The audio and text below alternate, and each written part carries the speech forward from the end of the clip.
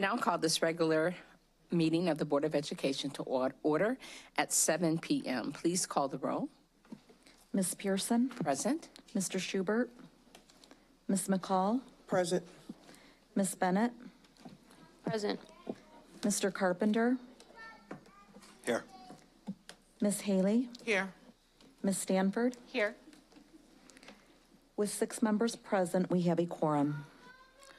We'll now take a moment of silence, followed by the Pledge of Allegiance.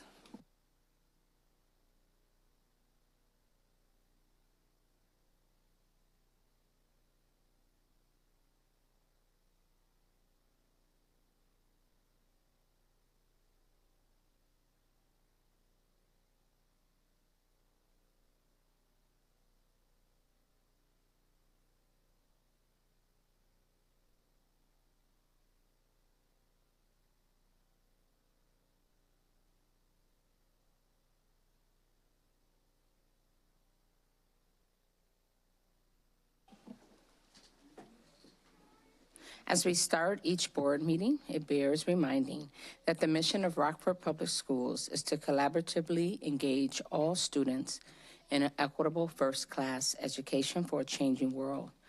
We want to thank Ms. Kim Pedersen and Aaron Hill, who are working behind the scenes to produce the board's broadcast via YouTube live stream and Comcast Channel 20.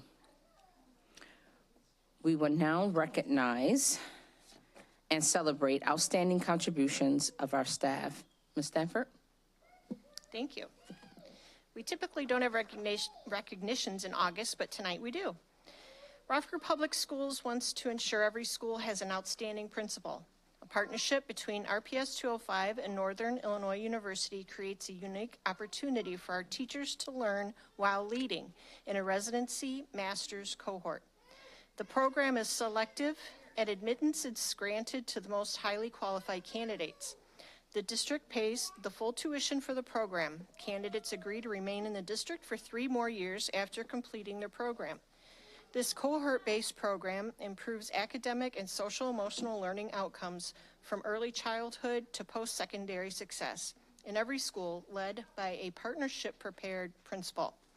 Cohort 3 graduates from the 2-year program are Chris Barogan, at Auburn High School. Diane Barogan, she did her residency at Constance Lane, is now assistant principal at Lincoln. Viviana Solanas at Jefferson High School, and Ryan Miller from the STEAM Academy at Haskell. They are now all certified administrators. Congratulations to you all.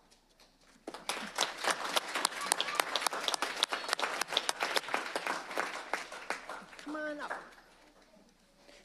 Do you want to come up and shake hands?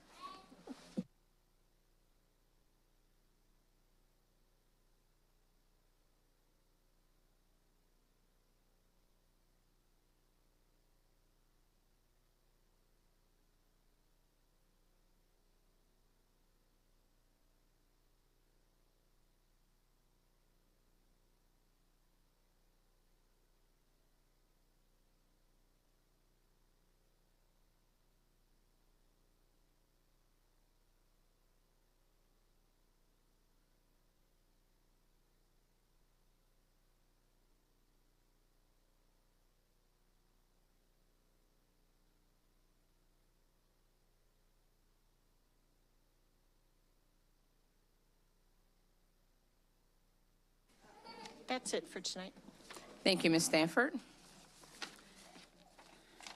We will move on to the petition and communication portion of our meeting, where we invite the public to make comments. The board will not comment at this time if it is appropriate. You will be contacted in a timely manner by staff. Each speaker will be allowed no more than 3 minutes to address the board. It is not appropriate to discuss matters that would otherwise be confidential in such open meetings. If you look to your left, you will see 2 digital clocks. One shows the total time allotted to public comments, and one shows the total time for each speaker. We thank you for your cooperation with our guidelines. We will start with Ms. Angel Brown, followed by Jessica Brown.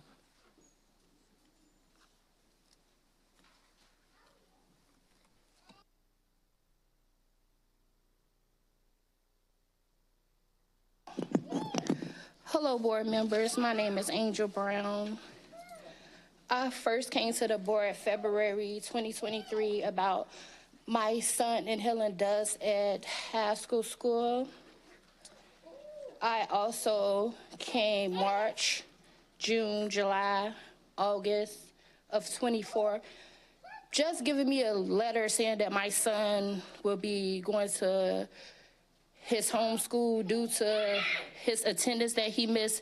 Is unacceptable to me. Somebody needs to call me and tell me something, because he inhaled dust at that location, and that school is the reason that my son missed all those days of school. It's not fair. I would also like for someone to contact head principal at Haskell and tell her to give me the documents that she had supposedly had with me, that she documented these check-ins that she had with me frequent, and she also checked in on my son at breakfast time. And this information she sent to the one that's over the special programs. I would like to have that documentation, because it's talking about my son only, and I should know what's in those documentations. I shouldn't have to keep coming up here, and the reason I keep coming up here is not fair. Anybody that know you inhaling dust for 6 months, 5 months, what it would do to your health. And if I would have never said anything, when would it be cleaned up?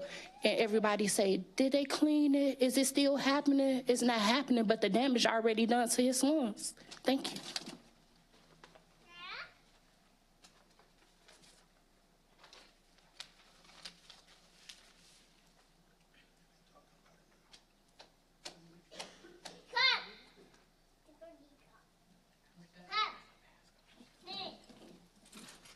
Jessica Brown.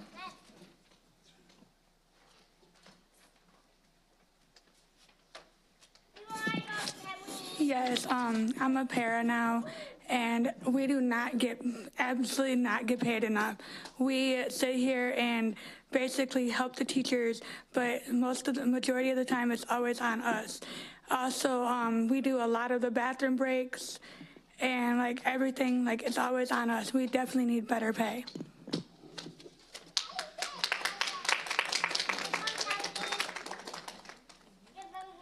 Laura O'Brien, followed by Sarah Christensen.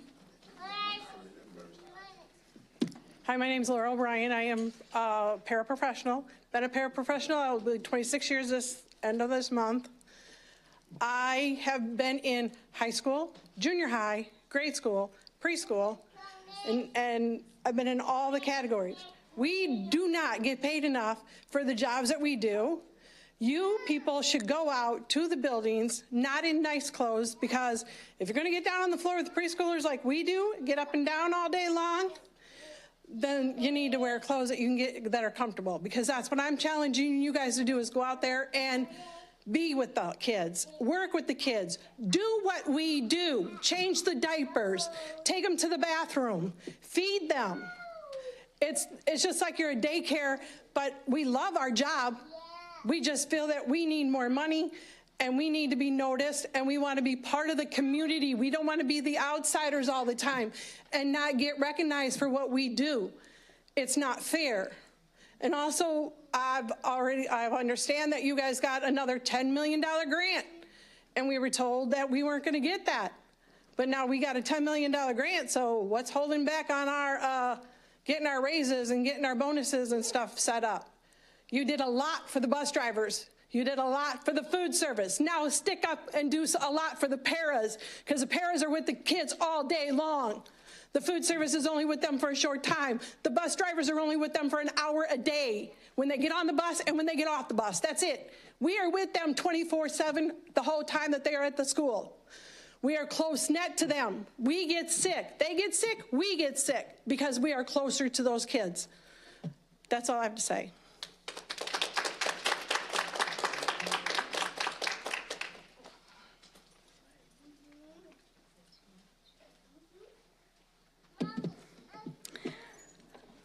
Hello, my name is Sarah Christensen, and I am the president of ASME Local 692 Paraprofessionals. First, I want to thank you guys for your service for the school board. I understand that you guys are not paid for this position. that you are here truly because you care about the students. This is why we need your help. We care about the students too. And right now, we are not making enough money to recruit and retain the quality staff and the students that we deserve. Many of us make so little that we are at poverty level. Unfortunately, the proposals that you have on the table right now are not enough for us to settle this contract at this time.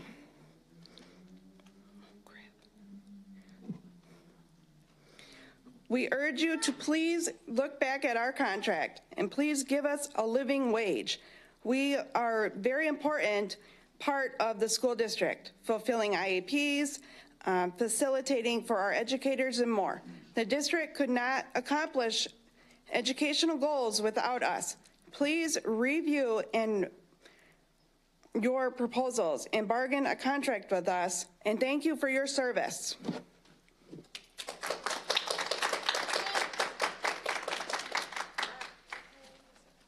Cassandra Smith, followed by Dawn Novinsky.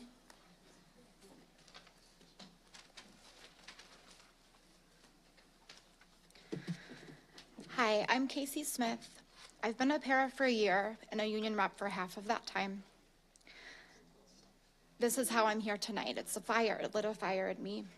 I really love what I do and who I do it with, which is why I have some concerns.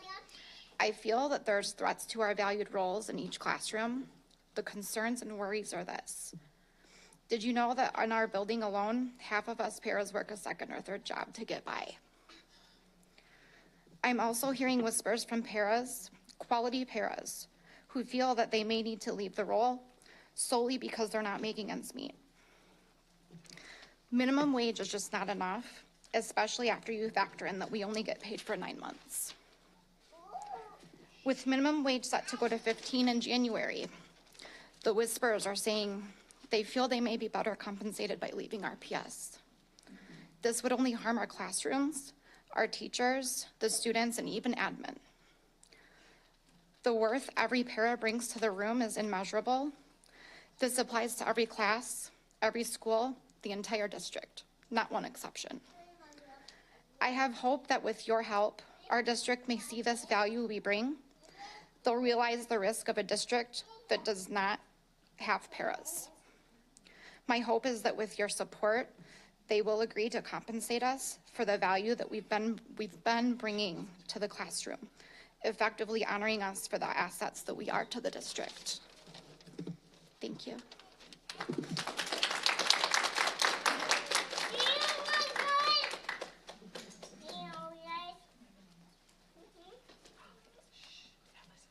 Hi, my name is Dawn Novinsky, and I am a para. This is not my first time to talk to the board. This is my third. My first time, I challenged the board to come. Please work with us for a day or two. See what we do. No one ever took me up on it. The second time I came in to talk, I talked about what paras went through, being thrown into walls. Body shielding, yes, I bodied a child during a drive-by shooting. No one even asked me, do you need help? Do you need to talk to someone? No one even said, thank you for helping. I was ignored. That's what we go through daily. Now, finances for all of that.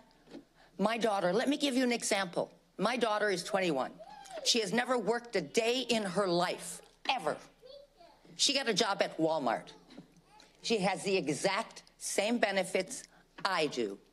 Her starting pay was $18.50 an hour with a guarantee of a $2.50 raise in 90 days. I have worked for the Park District the school district at that point for 8.5 years. Do you know how much I've made? I was making $16.15 an hour. I am now, at 10 years, making $17.50 an hour. And the only reason I'm getting that extra dollar is we fought for 1.5 years to get that extra pay because we were changing diapers of adults that were 21 and 22. We were lifting wheelchairs. I work with a student who is 22 who cannot use a Hoyer. I physically lift him. I weigh 120 pounds. I am 65 years old, and I have had a heart attack a year and a half ago. I physically lift this boy several times a day. We are not paid what we're worth. If you've looked in housing, right now in Rockford, a single room in a house is now renting for $700 to $950 a month. What are paras supposed to do? Our insurance for my eyes, for my contacts that I need to see, I buy a 6-month supply of contacts for each eye. I make them last a year and a half. I endanger my eyesight because I can't afford anything else. And year after year, you sit here, you look at us, you say you want to help us. You say that you're here for the children. Well, if you're here for the children, then you need to pay us what we deserve so your children get the education they need. Stop treating us like redheaded stepchildren. We're good. We're very good at what we do.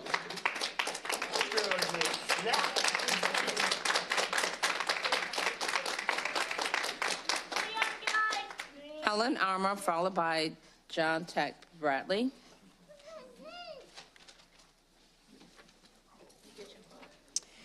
Hi, I'm Ellen Armour here with Eliminate Racism. And I'm here to talk about restorative justice and the practices being used in schools around the country with good results.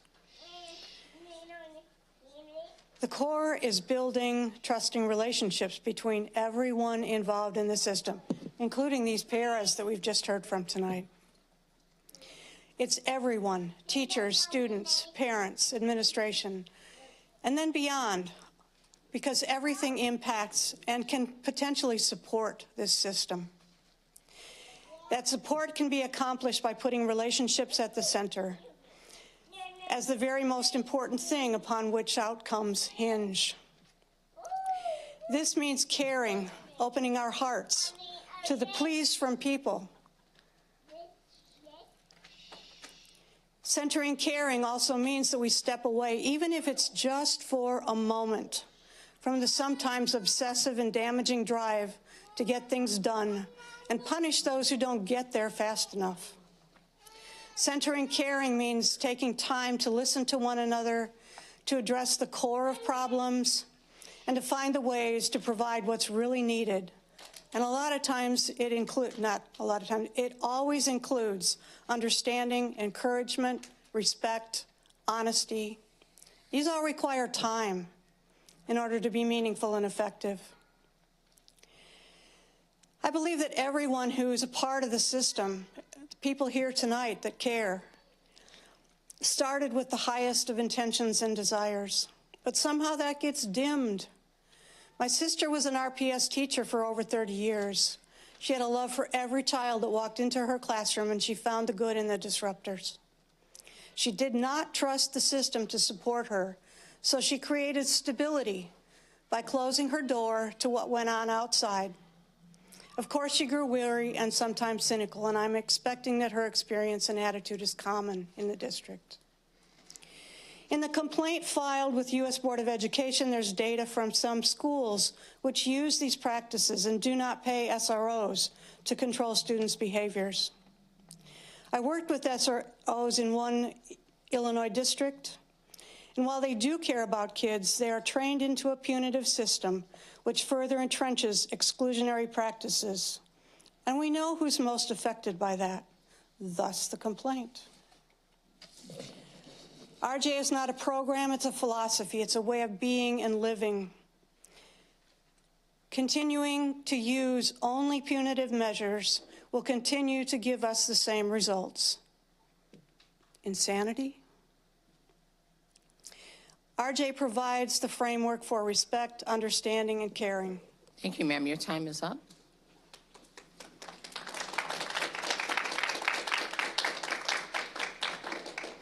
Good evening, board members and our citizens here, but mainly the people just watching. This past month, we did Scared Straight. We took 25 youth. We had the alderman that's sitting out here in the audience. We had 7 pastors to participate. We went to the Winnebago County Jail where they had a chance to meet to see what the jail pod looked like.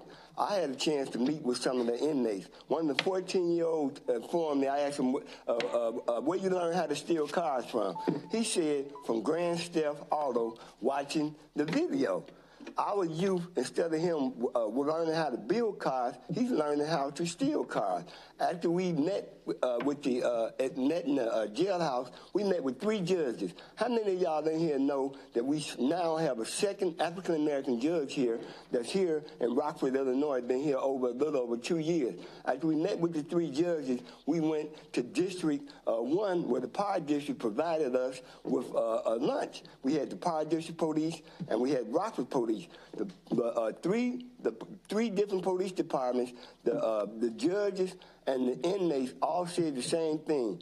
Our youth do not think about the consequences of their action, and they make stupid mistakes. So what can we do to rectify that situation? Well, now other churches and other schools want me to do Scared Straight with them. We're looking at doing this in September.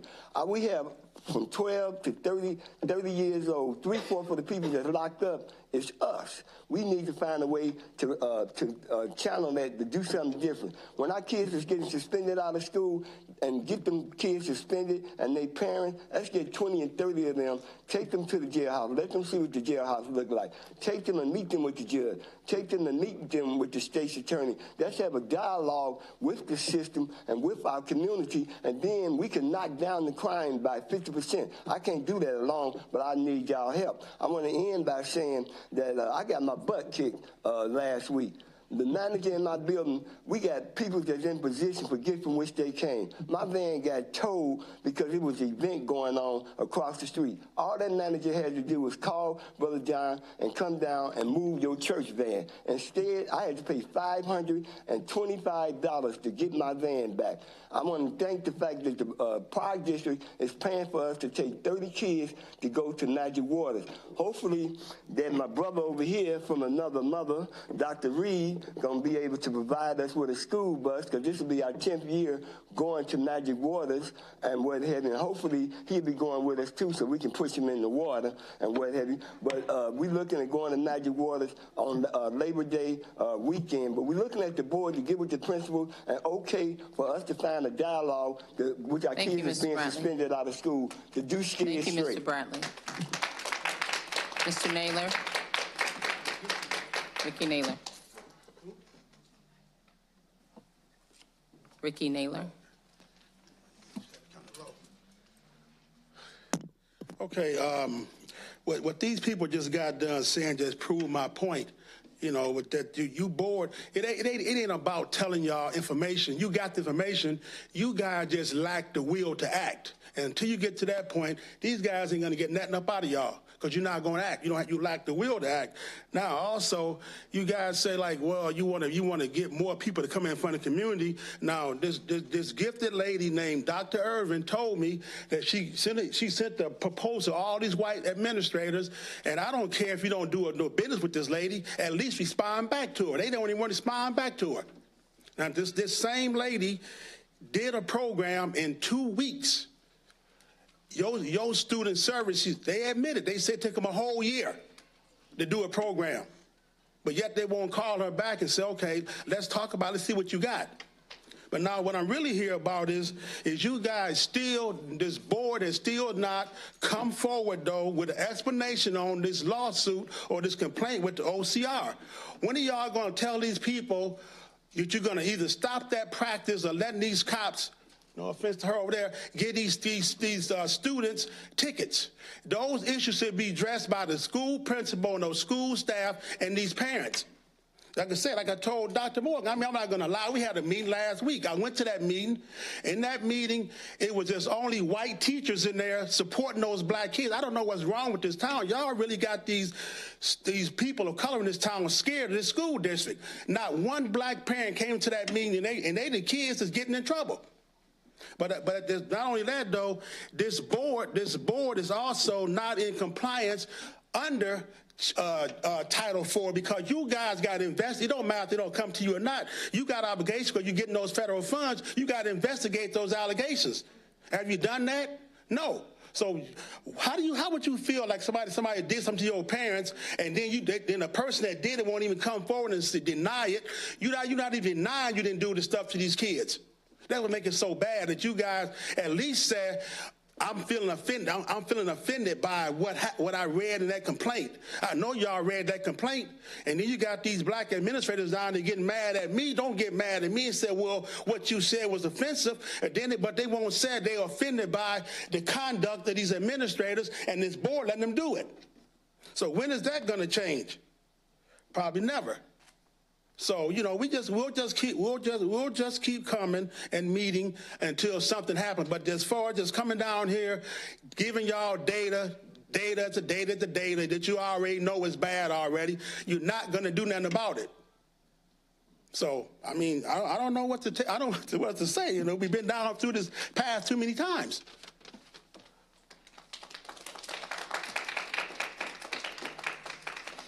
Dr. Reed will now have your update on the district's equity.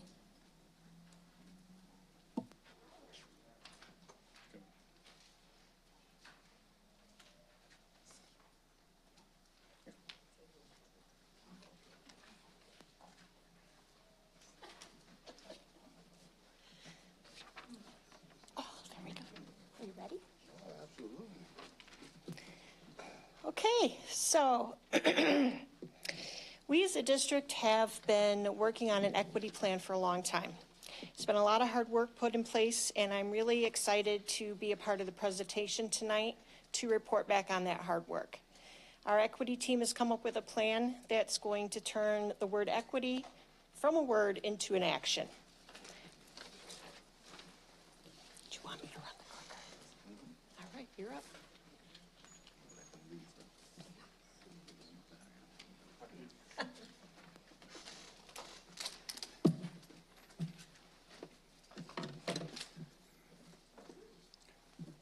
All righty.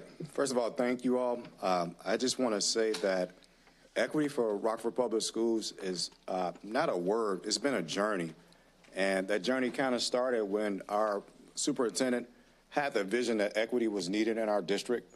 And he took that on. He did it with Matt Zedeker.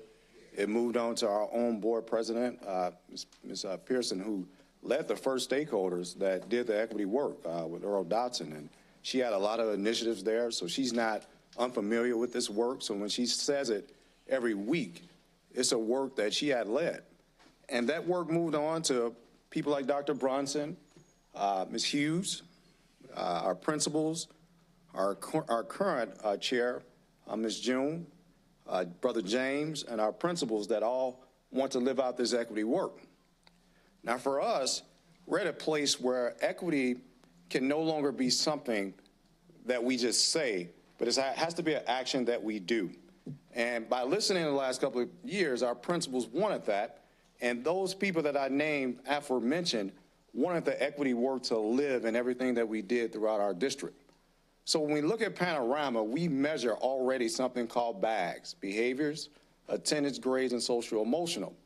And for our principals, they will tell you quickly, I don't want anything that I can't use in my building tomorrow, right now.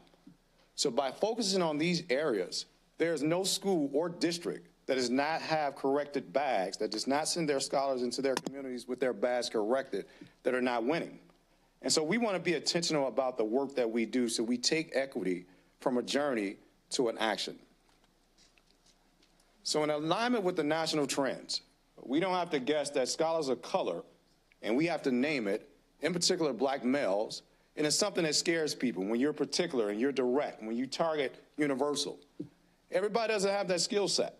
But we didn't get to this place because we were afraid to have tougher conversations. That group is spending at a higher rate across America. They're showing up in districts across America at lower percentages, where in some districts they're coming 50%, 40%. It's not just a Rockford thing. Their academic performances are disconnected to many districts, and we see lower outcomes and insufficient social emotional supports for that group. And I'm going to talk in particular about the black males, Because being a black male, I know how you look in society from a judicial system, health system, any system in America. That group is the farthest away. So as a district, when we continue to say equity, we have to know what we're targeting. And I think being intentional about our target allows us to do intentional work. So what we're going to do this year is make sure equity is not something that we say, but how we serve. As a district, to do equity work is not about the best email of a million things to do for a school. It's about the service that we provide in an equitable way. For a school, it's not how I talk and how I evaluate, but it's how I believe and how I make belonging take place. For the scholar, it's how you show up and show out about what you know and what you're ready to learn and what you experience. These efforts are designed to implement equity in our district, to improve the experience of education for people every day. And when you want to be honest about why we don't get educators to teach in our classroom, it's because they're inequitable experience when they were in the classroom. So we're fighting a battle that we've created before Rockford started. So those people that we talked about started the equity work fighting that battle. So no one group can or should do all of this work on their own. We need all hands on deck. So as we go through each of the 4 legs of the plan, we will discuss 3 areas of responsibility: the district, the schools, and the students. And the first leg of the plan is focused on behavior. And as you can see, black males are disproportionately suspended compared to their peers. Thank you. Our chair just said it the best. If you're not intentional about your target, you continue to miss. And what is very scary is many people can't address that group. Just think about that conversation. Many people are not comfortable there. So when you look at the data, it's not just Rockford. 3/4 of our suspensions usually is that group or our expulsions. We've turned that data around now. Well, we have a person now that is doing intentional work, and I want to say that we're not leading this work like June just said. We're leading it with the district. And for the first time, Jen Lawrence is going to have something in our system that has not been activated, and that's a restorative practice. That restorative practice is going to be implemented in each school. It's going to be measured, and we should see schools that are not punitively focused. Our restorative practice measures have to look at something where we start. We're going to start with understanding how peace circles work. We're going to start with training around how peer-to-peer remediation works, resolving conflict peacefully. And we're also going to look at restoring the harm between our teachers in the classroom. When a teacher experiences something, how do you go back to that classroom? Those things are very important to any district to do equity. The opposite of behavior management is scholar leadership. So as we move from the district, when we get into our schools, we have a lovely code of conduct. And I don't want to knock my sister over there. She know I loves it. But those parents are not going to read it. They're not going to sit there and dissect it like we want them to. But what we can do as schools, and our schools that are going to lead this imperative, they're going to have expectations. Whereas in one school, it's not going to be me flush out a bunch of rules, but you're going to come up with 10 expectations, and I'm going to take 10 expectations. If we belong in a home together, it's not me just pointing out what you do. It's me hearing how we belong together. So in these schools, we're going to have those expectations where we give out, but we take back. And that creates an expectation contract. So we abide by the expectations that we set together. That is what is going to take place in our schools. For our scholars, for the first time in our e-school, we are going to start, and I know Mr. Graff and them, they have met with me, and they were cringing at first, but now they're excited.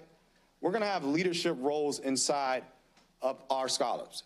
So in first, second, third grade, you're going to have a leadership role.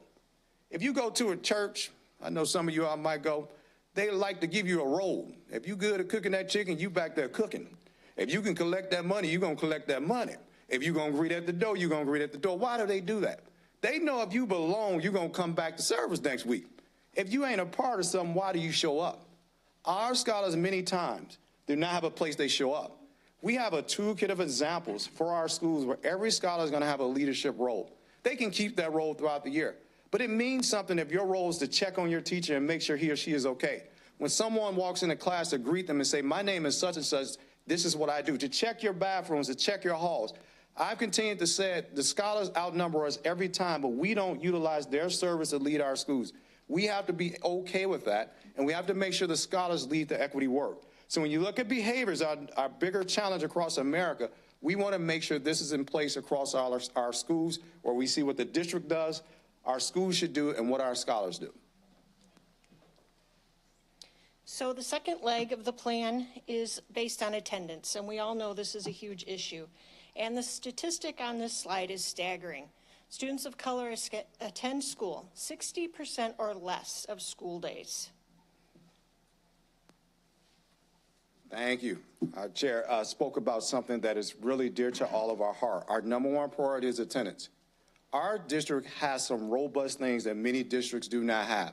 As it comes to supports, tools, things in place, pipelines and everything. But nothing happens when our scholars do not come to school. This is where we're going to have to challenge our families at the end. But I'm going to mention what we have done at the district level. Maureen Kirschman, Amy Gannon, and that team has been phenomenal with Panorama. Maureen has a built-out toolkit for every school where we're looking at our data intentional. We're making sure we're providing supports. We have things in place. At the district level, some scholars need that extra push to be at school. We have a larger incentive that takes place in December and May. I know Morgan led that last year. He had the big thing that he led, but now we're going to do it to start the year. You need to start the year knowing that you have something to look forward to. Every scholar is just not showing up because we say, I had a kid tell me I can learn this on TikTok. Well, we don't want them sitting at home on TikTok, so we got to make it interesting for them to show up in our buildings. That is the space that we're in. What happened pre-COVID was old school ended. And in new school, you have to incentivize and motivate scholars to be here. So what we're going to have is an incentive at the district level in December and one again in May. But at the school level, some of our scholars ain't going to wait no whole 20 weeks to get something, right? Every 2 weeks, they're going to have something to look forward to. And it's going to center around being at school and making school fun. And our scholars are going to lead that as part of their leadership roles.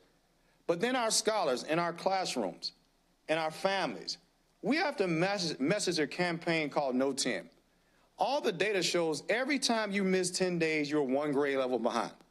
So when I looked at a kid that had 80 absences, 90 absences, you can come up here and shout all you want. That kid cannot perform at anybody's grade level because he or she is not at school. And that is most of our problems. Most of the things we want to accomplish are not able to be done because every time we look up, we have kids with 60, 70, and 80 absences. That is a partnership that we're going to take on with our families. In order for us to show up and show out, they have to be there. So we're going to create the conditions, but we have to partner with our families to understand that we cannot have 10 days missed in school, because every time you do that, you're taking that scholar off of a grade level. So the third leg, of course, focuses on grades, and our scholars of color are off track academically, and they're often not well represented in our framework. Before we move forward here, I'm going to ask two questions. Targeted universalism is not just addressing that one group, but what it says, when you address the group that's furthest away, you move the entire school, the entire district, the entire entity. That is why we're looking at that group. But another question at my board, how many of you guys watch Sesame Street? Anybody saw Sesame Street? I know I ain't the only old person up in here who watched Sesame Street, not right? Sesame Street knew a trick that we forgot, right? When you watch Sesame Street understood something. That parent that's busy can't do something, teach the learning styles. In our district, I don't care what we deliver, there's a way you deliver it that reaches every scholar.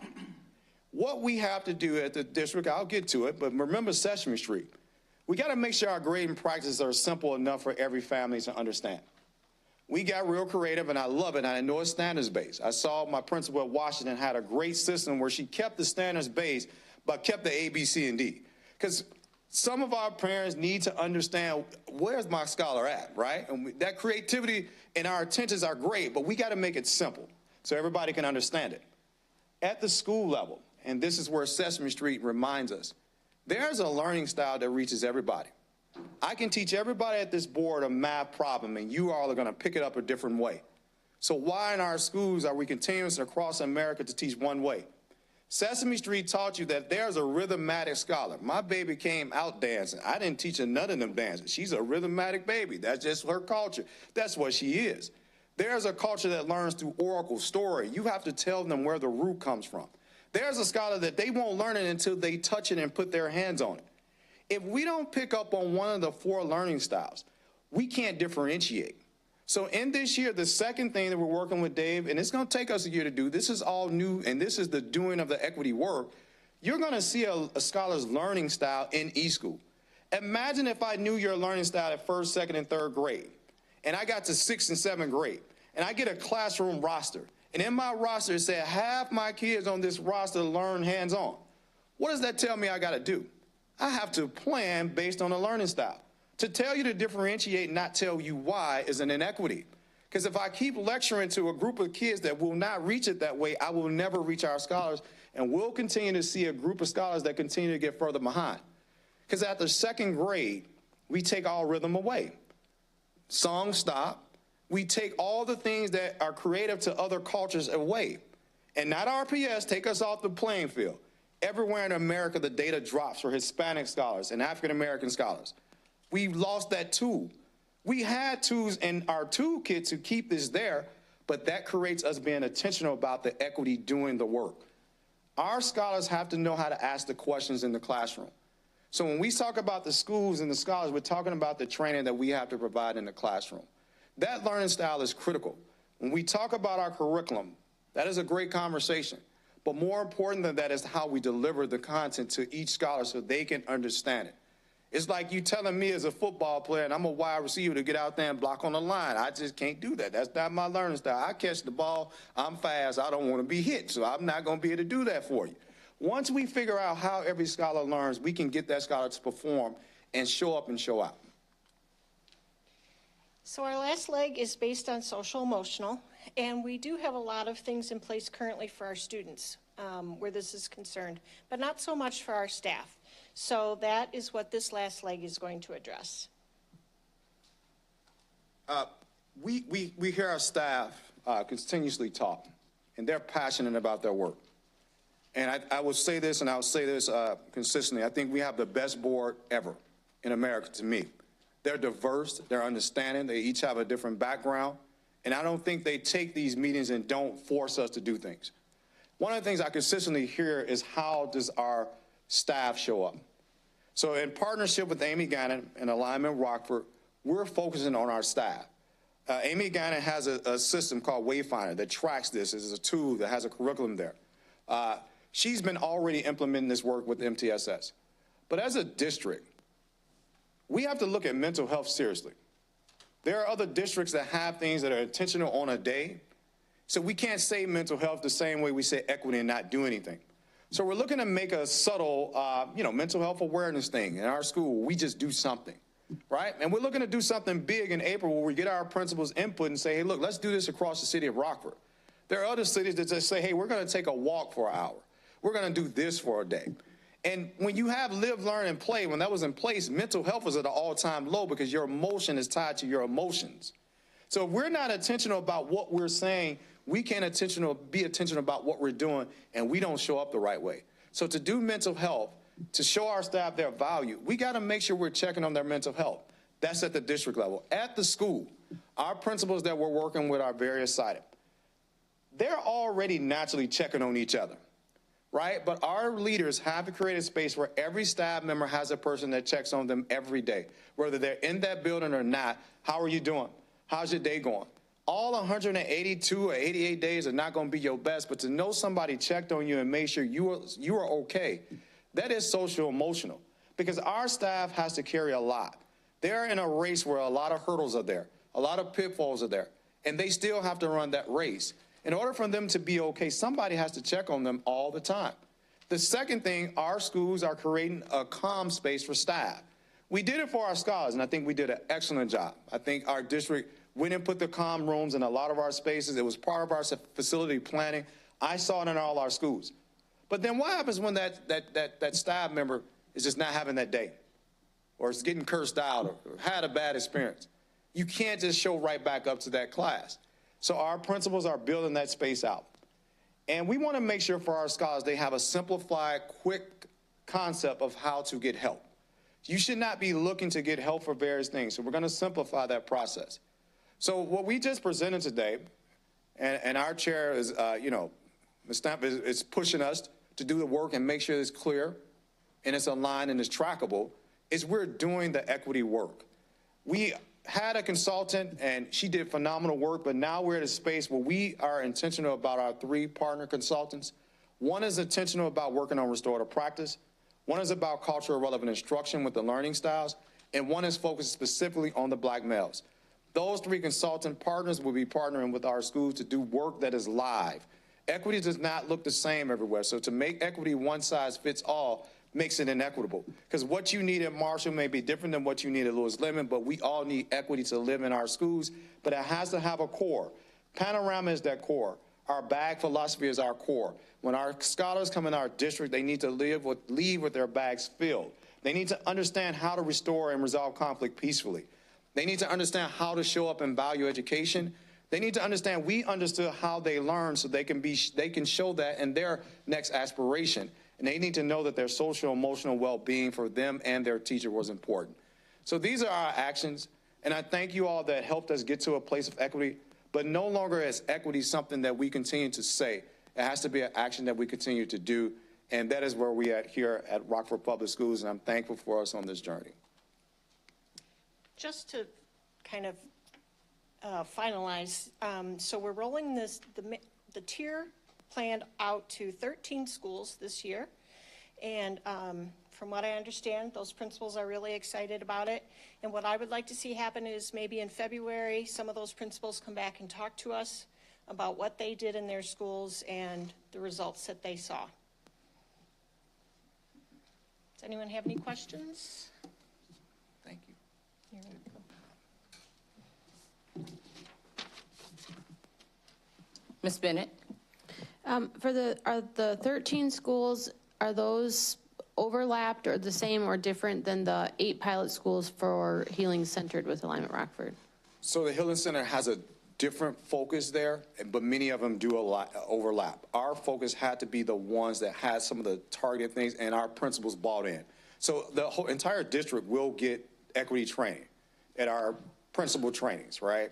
But those 13 are intentional about how they're going to live out their entire bags to the district as more of a pilot. So most of them do align, some of them may not, but I can get back to you to make sure you know exactly which 8 are out of that 13. Thank you. Mr. Carpenter? Thanks. Are the 13, are they all different level schools? Oh, absolutely. We have elementary and all middle schools, all our local middle schools are participating. They are the ones that are kind of the lead network. That middle school wanted, you know, a thematic approach there, and they were the ones that were the first to show up. We allowed our district to, you know, vote in who wanted to. All 22 schools responded quickly, but we knew we only financially this first year wanted to take on 13 to prove our results and work intentional in that space. So we do have 13s at all grade levels.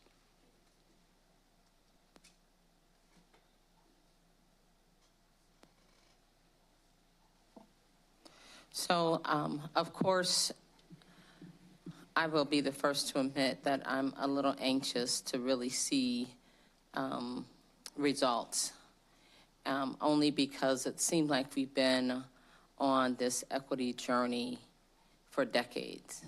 That's what it seems like. Maybe it's only been one. Nonetheless, I think it is worth making a note.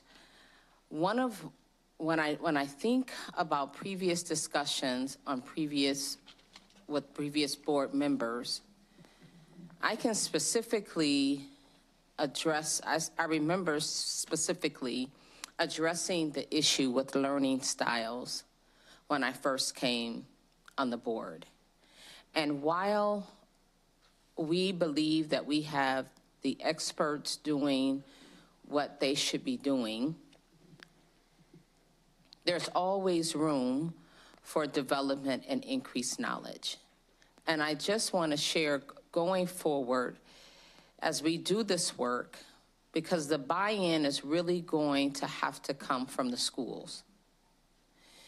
And you know, the principal and their team.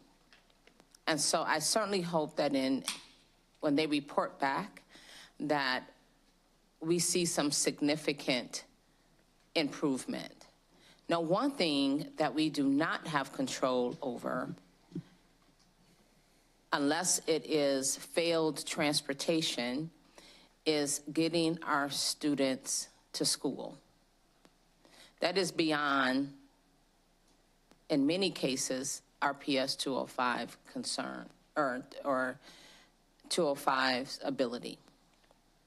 And so that is an area that, as I see the energy and the passion of our community members, that they too will partake in a solution and helping getting our kids to school, whether it is walking them to school, walking them halfway to school, anything, as we always appreciate the feedback that comes from constituents.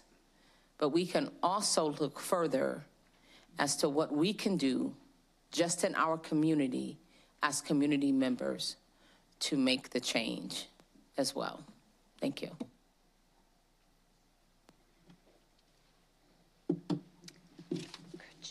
Thank you so much.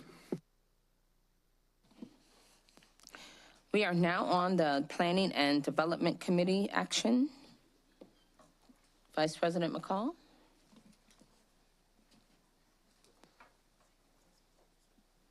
Or we can vote.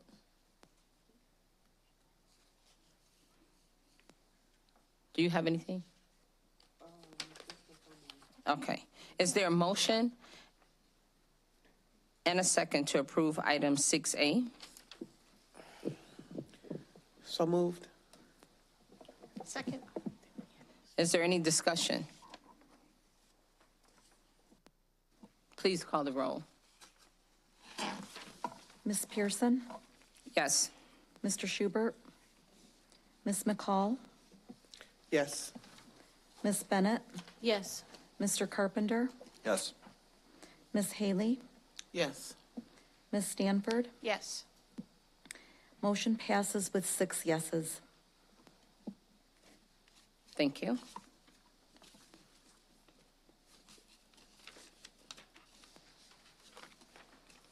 We are now on to the performance and monitoring consent portion of the meeting.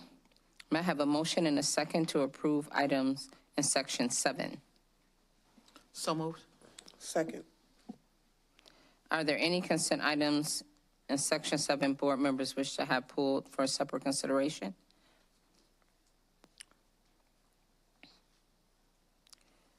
Are there any discussions? Oh, that's consent. Please call the roll. Mr. Schubert? Ms. McCall? Yes. Ms. Bennett? Yes. Mr. Carpenter? Yes. Ms. Haley? Yes. Ms. Stanford? Yes. Ms. Pearson? Yes. Motion passes with 6 yeses. We are on the planning and development consent portion of the meeting. May I have a motion and a second to approve items in section 8? So moved. Second. Are there any consent items that? Section 8. Yes, section 8. That's right. Are there any consent items in section 8 that board members wish to have pulled for separate consideration? Please call the roll. Ms. McCall? Yes. Ms. Bennett? Yes. Mr. Carpenter? Yes. Ms. Haley? Yes. Ms. Stanford? Yes. Ms. Pearson? Yes. Motion passes with 6 yeses. We are on governance consent portion of the meeting. May I have a motion and a second to approve the items listed in section 9? So moved. Second. Are there any consent items in section 9 board members wish to have pulled for separate consideration? Please call the roll. Ms. Bennett? Yes. Mr. Carpenter? Yes. Ms. Haley? Yes. Ms. Stanford? Yes. Ms. Pearson? Yes. Mr. Schubert? Ms. McCall? Yes. Motion passes with 6 yeses. We are now on closed session consent agenda. Appointment of Reed Jutras as 10th-month elementary assistant principal assigned to Ellis. Appointment of David Woods as 10th-month elementary assistant principal assigned to Lewis Lemon. Appointment of David Higgs as 10th-month elementary assistant principal assigned to Hillman. Appointment of Craig Bennett as 10th-month elementary assistant principal assigned to two-way language immersion at Barber, K through 8. Appointment of Christine Labato as 12-month director of bilingual multicultural education. And HR education or organizational report. May I have a motion and a second to approve the items in section 10? So moved. Are there any closed session consent items board member wish to have pulled for Second. separate consideration? Thank you. Are there any items board members wish to have pulled for separate consideration? Please call the roll. Mr. Carpenter? Yes. Ms. Haley? Yes. Ms. Stanford? Yes. Ms. Pearson? Yes. Mr. Schubert? Ms. McCall? Yes. Ms. Bennett? Yes. Motion passes with 6 yeses. We are now on EIA, student discipline EIAs. May I have a motion and a second to approve item 11A? So moved. Second. Please call the roll. Ms. Haley? Yes. Ms. Stanford? Yes. Ms. Pearson? Yes. Mr. Schubert? Ms. McCall? Yes. Ms. Bennett? Yes. Mr. Carpenter? Yes. Motion passes with 6 yeses. We're next on to the superintendent's report. We'll turn it over to Dr. Gallagher, who's representing Superintendent Jarrett. I'd just like to give a quick shout out to the City of Chicago Family Peace Center, who coordinated a training this morning for 3 hours with all of our school administrators on the topic of vicarious trauma. It was wonderful to see that so many administrators showed up and there was clear engagement in the topic. I think you mean City of Rockford. Chicago, I was just getting ready to. Should have kept my mouth closed. City of Rockford, apologies. No worries.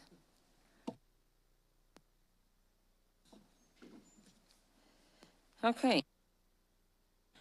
This is opportunity for board members' discussion. Are there any board members' comments or action steps or other business of interest? New business to be added to the agenda? I want to acknowledge Principal Alicia Jones at Lewis Lemon. I received an email regarding her performance, and I think it is worth noting such positive that the email was rather lengthy, but to sum it all up, she's doing a phenomenal job, and I want to, each time I visit Lewis Lemon, she definitely is appreciative for the support that have been encompassed around her to aid in her success. So I'm very proud of the work that she's doing, and I certainly want to acknowledge her for the efforts that she's put forth there at Lewis Lemon. Also, I had an opportunity to be a part of or attend the emerging leaders at the YMCA that comprised of Black young males. So to Camra Muhammad and her team that's over college and career readiness there at the YMCA did a phenomenal job with that presentation, and to hear one particular scholar talk about how, in his words, bad, and he was always in trouble, and he was hanging around with the wrong kids, and this emerging leaders really helped him, and it was just a sight to see. They were all in professional attire and did a phenomenal presentation, and so that gave me a sense of hope, because so many things are identified that is not so positive and with some of our students and scholars, and it was refreshing to see them go forth in such a way. So I want to thank the efforts of YMCA as well as the Park District. So the Park District, it has been very present and with our scholars, and they're making a difference through recreation and other services that they provide. And it goes to show that in our community, when we come together, we can really make things happen. So you have the YMCA putting forth an effort, you have the Park District, you know, both partnering with RPS 205, and that really makes a difference. And so I don't want to not mention the efforts of other entities that that's allowing our students to be successful. I want to also remind parents, I understand that they are not going to read the Student Code of Conduct from cover to cover, but again, I ask community members to help your neighbor with the Student Code of Conduct. Many times, by the time they contact me, it is just before a board meeting, within days of a board meeting, and you don't know all the details, and it's not enough time to gather any additional details. And so this is a harsh reality. Just like you have a manual, I hope that you review when you go take your driver's test. This is just another manual, and it may not be everything that you understand, and that's where we come into play. That's when RPS 205 come into play, and I certainly would hope that the principals and assistant principals, counselors, all of those at the school level is making sure that parents have that in hand. They're not going to understand everything, but at least they have it in their possession that someone can go over it with them. I can't stress that enough, because what seemed very simple, there's a fight of two people and one person decide they're going to get a lick in. That instantly went to group violence. And while it sounds very simple, there's still a state code regarding that the district needs to follow. And that is why it is so important.